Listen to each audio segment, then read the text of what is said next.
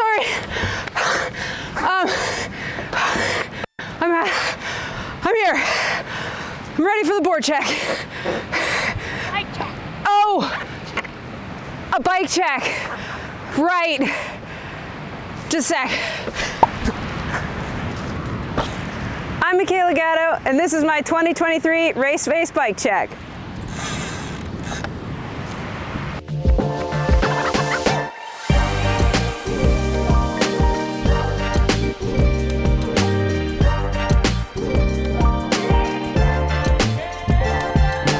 Okay, so this is my YT2S 27.5 in a large. I'm 5'9", so I was in between sizes. I actually had a medium aluminum frame before and decided this year, being part of the team, I would go for a large carbon frame in Knox blue. Let's get a little detail on that color there. And 27.5 wheels because I really enjoy the playfulness of the 27.5s. The YT2S either comes in a full 29er or 27.5, and I opted for that smaller wheel size just because I'm not really doing any downhill racing anymore, let's be real, and I need as much style points as possible. So 27.5 it is. Speaking of 27.5 wheels, let's take a closer look. I've got the Raceface Atlas wheel set here with 200mm rotors for my SRAM code RSC brakes.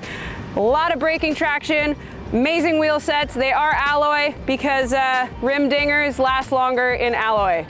Speaking of RSC codes, they're situated right here on my handlebars. 35mm rise, Atlas handlebars. Again, alloy. I just like the feel. It's personal preference. Raceface Grippler grips. They are nice and firm. I can wear no gloves all day with these babies. Shred in the park, hands stay nice and supple. Beautiful. For a stem, I've got the Raceface direct mount, 35mm rise, and I think I've got a 5mm little shim underneath here just to raise the bars up a little bit. I do like to ride really steep, really technical stuff, and this just helps me sit a little bit more upright on those steep descents. As far as forks go, you cannot go wrong with Marizoki's brand new limited edition white Bomber 58s. I remember when I first was on Marizoki when I was a lot younger, and I had some white lowers. So this is not only nostalgic, but looks damn good with Knox blue, I have to say. I like the simplicity of the 58 Bombers. Soft, firm.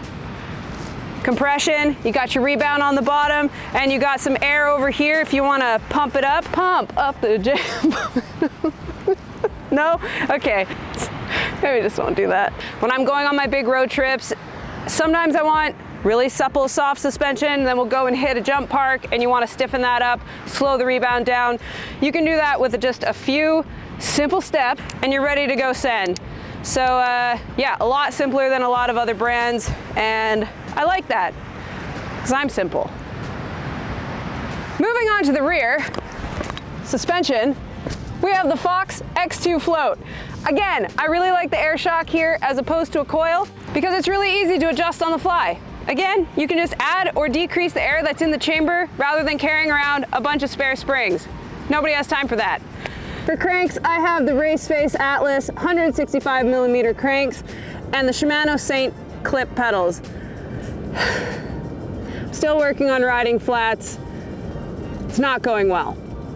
And then of course the E13 chain guide to keep everything together.